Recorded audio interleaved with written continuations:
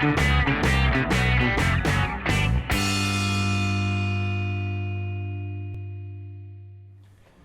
these are the tools we're going to use to build our terrain today, guys. First of all, you're going to need a hot glue gun. Preferably scissors, saw. We're going to be cutting some popsicle sticks and dowels and things. You can just use your normal hobby saw. Wire cutters do come in handy for cutting the popsicle sticks, as well as, of course, your hobby knife. We're going to need various measuring tools. We got a square here, a ruler, measuring tapes, those kinds of things. Also, you can use the measurements on your cutting mat if you need be. On top of that, we've just got some basic things, of course, the hot glue, the white glue to glue various things on. Yeah, and then we're going to go over to the materials. So, the materials that we are using. Lots of stuff. We've got some foam core in various thicknesses. We've got 1/4 inch and 1/2 inch thick. We've also got some cardstock for various signage and rooftops and other things. Also for the rooftops, we thought this corrugated cardboard would be great. You can pick this up at your craft store, the same as everything else. You can also use Bristol board and various things. For the actual wood parts of it, we've got various sizes of different things. We've got 2 sizes of dowels, 2 sizes of popsicle sticks, as well as matchsticks. And then, of course, we've got just some 3/8 plywood cut into random squares to actually use as the physical bases of the terrain pieces. And then for just decoration, we've got some leftover Cities of Death stuff from our 40K games, and we're going to throw some of that on there and maybe make it, you know, steampunky looking. So our next step then is to take all this stuff and start building. Alright guys, so now to explain the scale that we're using for these pieces. Basically, you can come up with your own scale. What we've done is we just sat down before we started constructing these things and came up with our own scale. So we've taken a human-sized Malifaux model, in this case Adam's awesome Tony Ironside, and we basically have decided on measurements for the doors, for the windows, for the walls that will be not necessarily structurally sound, but at least applicable for game use, for line of sight and actually moving models through the doors. And so the measurements that we've decided on, so that you can build buildings without having to do all this work yourself. Basically, I've drawn out here what we've decided on. So for doors, we've got 5 centimeters in height, mainly because if this is a human-sized figure, it's about another head taller than her, the same way a door would be in real life. Also, we've decided on 3.5 centimeters for the width of the door, because that just leaves a little extra room around a 30 mil base, which is of course the scale for this game. Enough room that you can like push your fingers through and actually push the model through the doors. Now for the windows, we decided that we didn't want the window any higher than the door, so in this case we've actually drawn it out the same height as the door down, because when you actually show this model, the face is pretty much right in the center of the window, which is what it would be for a human-sized model. Shorter models can still see through. Yeah, basically just perfect, whether it's architecturally sound or not. It will make for easy gaming. Now, as far as the actual height of the buildings themselves, we had a little bit of discussion about that, but basically we decided on 12 centimeters here. We've got a strip cut for the facade of the building. As Adam talked about earlier, the fronts of the buildings actually come up higher than the rest of the buildings, so we've decided to do that 4 centimeters taller than the rest. And I've got a strip cut here for all our side walls, back walls, etc., etc. Again, we will draw windows and such into these, but it is 8 centimeters, so that's roughly 3 inches. So you could use these for 40K as well, or other similarly scaled games. Malifaux, I think, is actually 30 millimeters, 40K is 28 millimeters, so that's pretty damn close. Now, since we've taken our sheets of foam core and cut them into these actual strips, since all of our buildings are going to be that height, it just makes sense to cut them into 12 centimeter and 8 centimeter strips. Now that we have these, we're going to have to cut them into individual pieces to be able to build our buildings. So we've got our facade here, This guy's going to be our sidewalls. So in order to do that, we have to kind of plan out what our building's going to be. So of course we've drawn basically a floor plan. So this is the base that we're using for our pieces. This is the next one I'm going to build. So much like the 3 buildings in one that Adam showed you earlier, this is going to be 2. So I've got like a shop on this side, could be a gun shop or a whatever. On this side we've got the saloon. So I've drawn out here the actual physical footprint of the buildings as well as the porch. And just for ease, I've also drawn out where I want the doors and windows. Now we'll probably add more windows and things later, but as you can see here, I've actually lined up our 12 centimeter facade with the doors and windows that I have drawn out on my template. And basically I'm just gonna measure this, cut this line, draw my door, window, cut them out, and then the next step will be actually putting them all together. So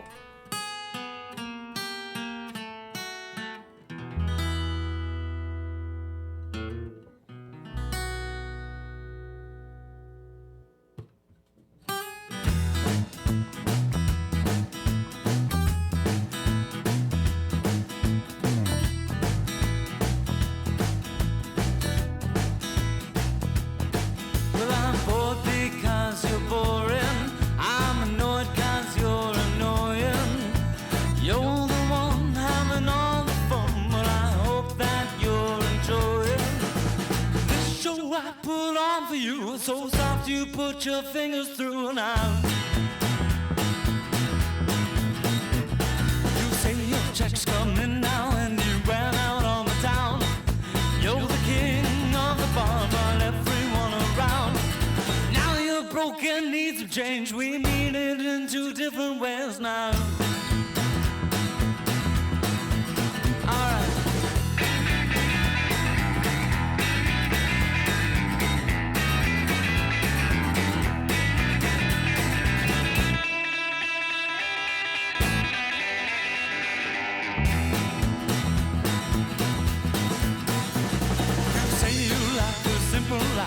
Know you live it well. Like to roam around the street, living poverty spell. Well, everything's a box inside a box, inside a box, inside a box, inside a box, inside a box, inside a box, inside a box, inside a box, inside a box, inside a box, oh, inside a box, inside a box, inside a box, inside a box. Well, everything's a box inside a box, inside a box, inside a box, inside a box, inside a box, inside a box, inside a box, inside a box, inside a box, inside a box, oh, inside a box, inside a box, inside a box, inside a box. Well, everything's a box inside a box, inside a box, inside a box.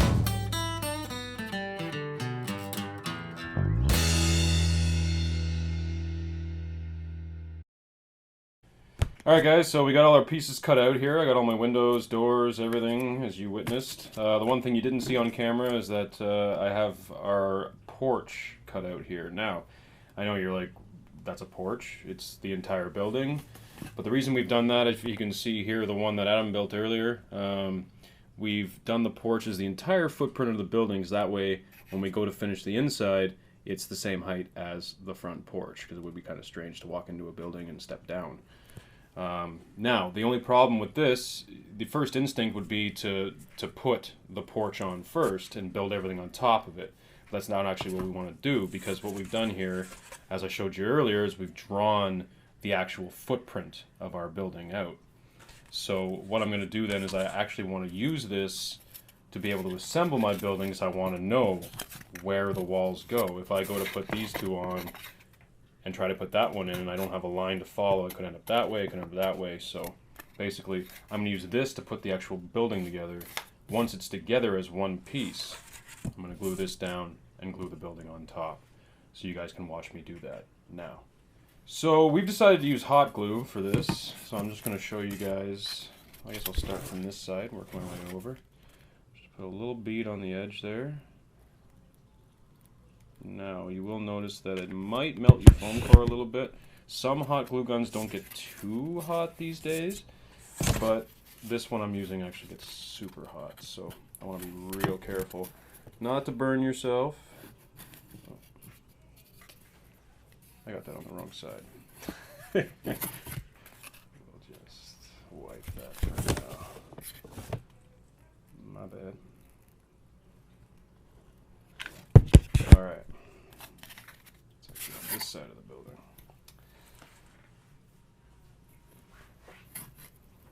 There we go. And just, if it's really hot, it'll give you a little bit of time to move it around. If it's not so hot, it might stick instantly, so be real careful about that. Now, you don't have to use hot glue. You can use white glue. It will hold together. The problem is white glue takes at least 20 minutes to tack, maybe a few hours to actually dry. So what you can do is, we just bought a bunch of these sewing needles at the dollar store, or pins, I should say. They're not needles, they're pins. And you can just stick it right in there as kind of a clamp while your glue dries. Might need 2 or 3. You can put them on weird angles if you have to, for structure and stuff, whatever you have to do. But in this case, I'm using hot glue mainly because it cures quickly, so I don't have to worry about any of the clamping. And don't worry about putting a bunch of holes in the front of it, guys. We're going to be covering them in wood planks and stuff anyway. So I'm just going to keep going on this and keep putting this guy together. So again, I want to make sure I follow my template I've built on the ground here. So this is why I need to follow the template on the ground, because this wall in the middle, had I put that black square down, I wouldn't know where this wall goes. Right now, if I line up my outside corner, I can see that it goes right there. Now we even got a little line on the front of the building to follow, so no worries there. And yeah, looks pretty square. Now, if it's not 100% perfect, it's not the end of the world. Of course, you want to make it as square as possible, but we're going to be, again, putting layers of popsicle sticks on top of this, so it's... Now, I'm going to put this back on next. Otherwise, this thing's just going to fall apart on me when I try and move it. Ooh, this guy's getting real hot now.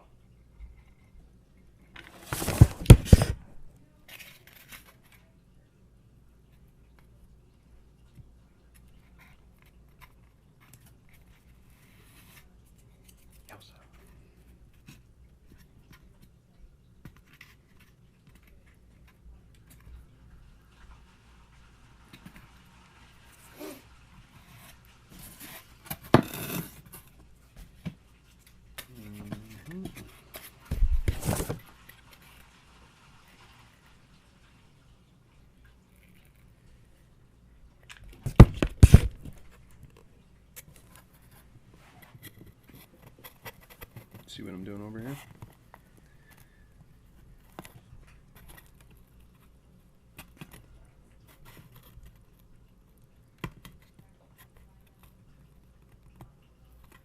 Perfect. And again, without this template on the ground, it wouldn't be so easy to line up walls like this. Oops, almost did that. Wouldn't be so easy to line up walls like this, where I don't really have a line on the other. Now, you could measure it in, a line on the other side if you really wanted to line it up with, but I've already done all the measurements on the template itself, so at this point I might as well just didn't want the glue here, I want the glue here. Dum -dum. Alright, and bam, my straight line to follow. Bam, right there. No problem. Alright. Thanks to our hot glue and its quick dry time, I can pretty much just put this guy on now. So, there he is. One solid piece. No problem. Whoops.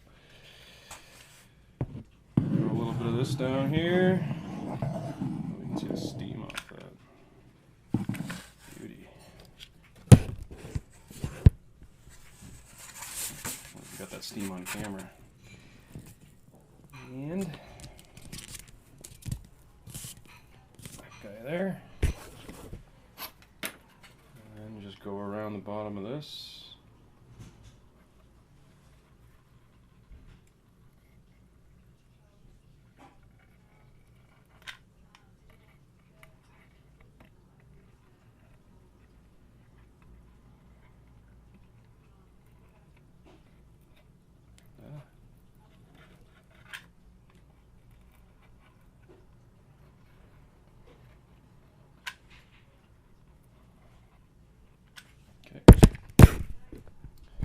And I'm basically lining it up with the back of this template because, of course, the front of it we want to stick out and be our porch.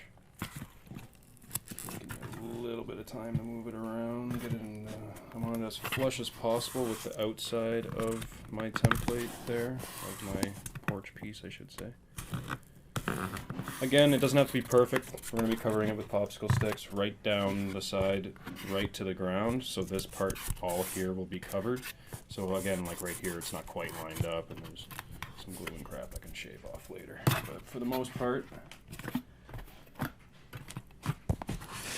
that's our building. So the next step, now that we have this together, is to cut a roof for it. We're going to put the roof on it. So I decided to leave this to last because you could measure it all out, plan it all out beforehand, but because these walls, there's a little bit of play here or there. As you saw when I was gluing it on, I can move it a little bit this way, a little bit that way. You're not really sure where this is exactly going to end up. And of course I've kept to my footprint I originally drew, but you know, this is in 5mm. This wall might have moved a little bit. So basically the easiest way to get that roof to be pretty much perfect is to take my 5mm foam core, just lay my building down and trace it out with a pencil. That's all I've done. So I already did it before we started the camera. So all I'm going to do now is cut this guy out, and it's just going to sit right on top. So you guys can watch me do that if you wish.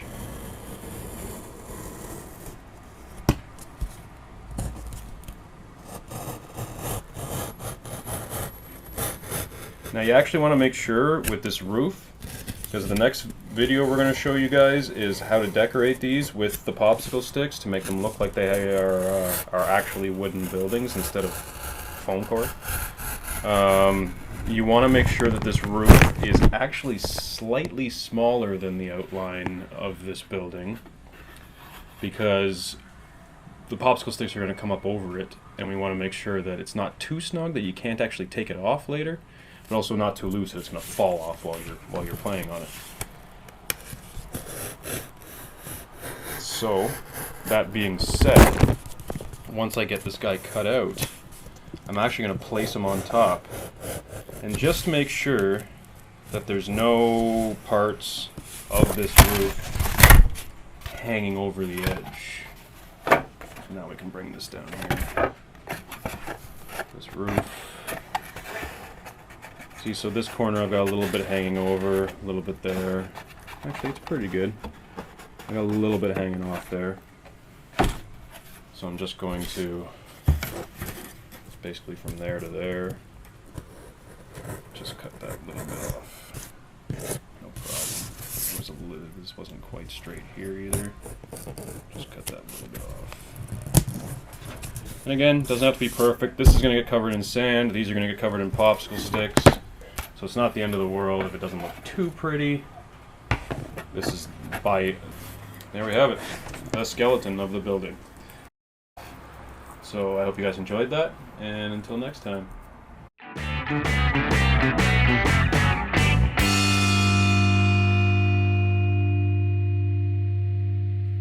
Like a monkey in a rocket on his way back home.